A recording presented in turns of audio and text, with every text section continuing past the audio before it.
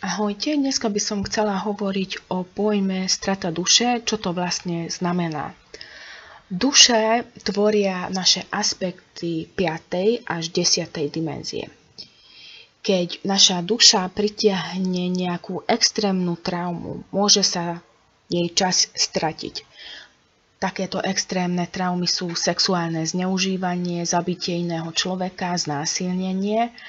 Keď sa pozeráme na to, alebo sme svedkom mučenia, znásilnenia, alebo ak vidíme, ako zomiera náš milovaný človek. To všetko sú príklady zážitkov, ktoré nás tak traumatizujú naše jadro, našej duše, bytosti a spôsobuje nám to, že sa naša duša poškodí. Strata duše znamená to, že nám doslova chýbajú kúsky nás samých a náš plán duchovnej duše je narušený.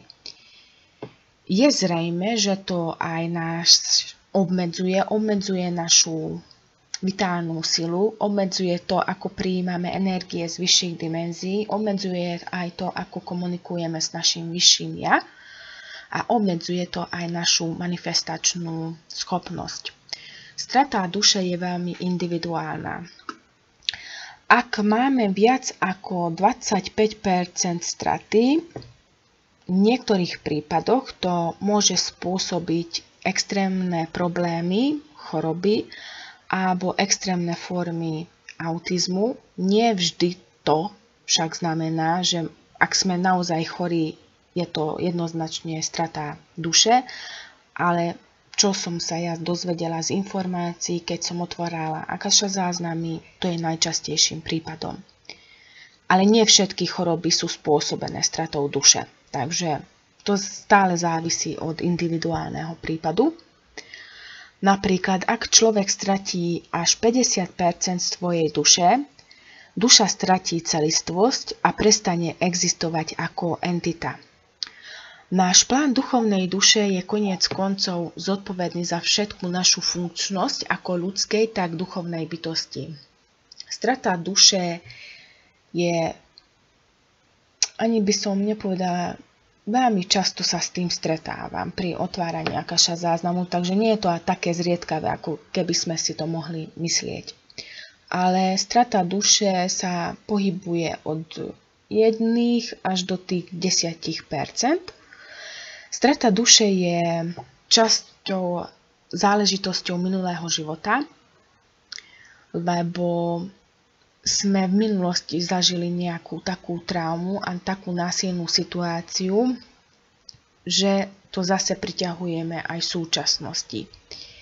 Nikdy sa nám nestane nič bez toho, s čím by naša duša nesúhlasila. Strata duše je v skutočnosti pokusom o to, aby duša na túto traumu zabudla a aby sa chce zbaviť týchto karmických vzorcov, ktoré sú zodpovedné za prilákanie tejto traumy. V podstate energeticky amputujeme časť nášho plánu božskej duše, ktorá podporuje tieto karmické vzorce.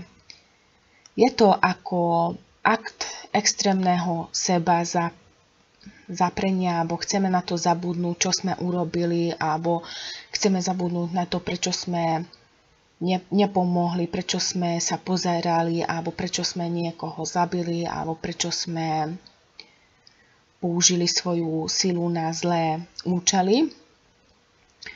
A do istej miery je to aj trošku efektívne, lebo už nelákame alebo nemanifestujeme tú traumu alebo to násilie v našich životoch. Avšak, ak máme stratu duše, obmedzujeme aj svoju schopnosť prijímať energie, meniť našu realitu a obmedzujeme aj naše schopnosti, ako si vytvárať svoje vlastné skúsenosti. A v mnohých prípadoch existuje aj niečo také, keď máme, alebo sme si prisvojili časť duše niekoho iného. že sme zažili stratu, nevedeli sme integrovať svoje vlastné časti duše späť, tak sme si prisvojili časť duše niekoho iného. To sa môže stať vtedy, keď dvaja ľudia sú zapojení do traumatizujúcej situácie a sú buď v role obete páchateľa alebo obeť záchrancu. V obidvoch prípadoch sa obeť úplne vzdáva zodpovednosti, zatiaľ čo páchateľ alebo záchranca preberá na seba moc aj zodpovednosť. Potom tu máme niekoľko hlavných znakov, ktoré som ja osobne spozorovala, alebo som spozorovala to, s akými problémami zápasili takí ľudia, ktorí zažili stratu duše. Takže extrémna depresia. Jedným z výpovedných znakov straty duše je depresia, vrátanie klinickej depresie, ktorá by mala vždy byť diagnostikovaná a liečená odborníkom, psychiatrom, a potom je také depresívne stavy, že vieme, že nie sme v poriadku, ale to neprechádza až do takej veľmi závažnej klinickej depresie.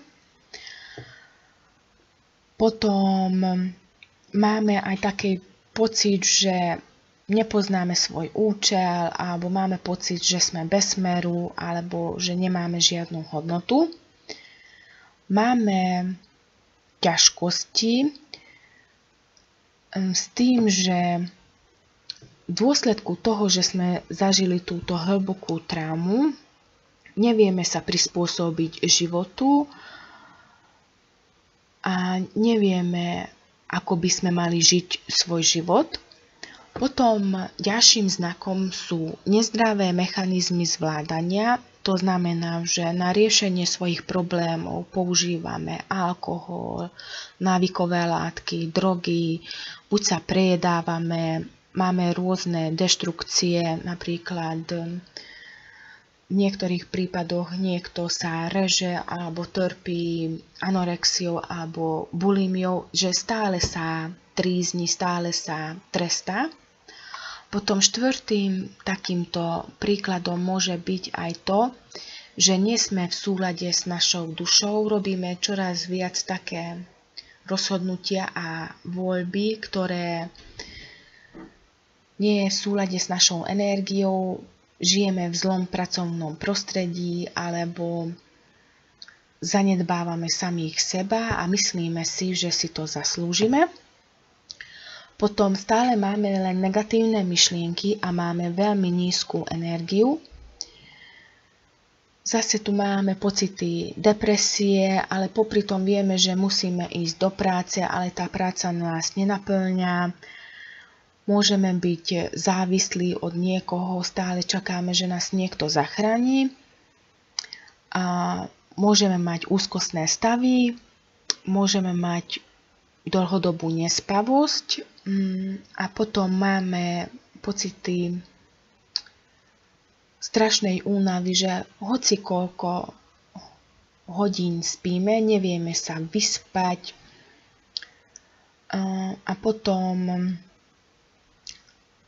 nízky stav energie, nevieme nič nové urobiť, stále prepadáme do takých istých negatívnych vzorov myslenia, nič nedokážeme nové manifestovať, zanedbávame samého seba, že nevieme sa dať dokopy, nevieme si nič urobiť pre seba, zanedbávame svoje zdravie, psychické alebo fyzické zdravie.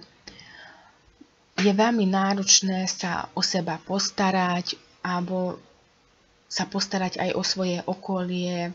V mnohých prípadoch to vidím, keď ľudia si hromadia veci alebo sa neumývajú, neupratujú doma, lebo ich duša je stratená a nevidí v ničom zmysel alebo nemá na to energiu, aby urobil niečo nové.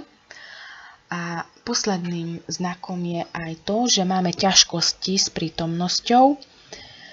Tí, ktorí zažívajú stratu duše, môžu mať ťažkosti s prítomnosťou v každodennom živote. Je veľmi ťažké pre nich tešiť sa zo života, cítiť sa spojený s fyzickým telom, cítiť sa dobre v prítomnom okamihu a vidieť svoj život zmysluplne, pretože máme veľmi nízku zásobu energie, nevieme prijímať energie z vyšších dimenzií, nevieme komunikovať so svojím vyšším ja. Máme taký pocit, ako keby sme strácali svoj dých, nevieme riadiť svoj život, necítime sa dobre. Takže tieto znaky som spozorovala ja, čo som najčastejšie objavovala, keď som čítala príbehy duše a keď som zbadala, že ten klient má stratu duše. Dúfam, že som pomohla objasniť zo pár prípadov a čo je to vlastne strata duše. Ďakujem pekne za pozornosť, za vypočutie. Ahoj!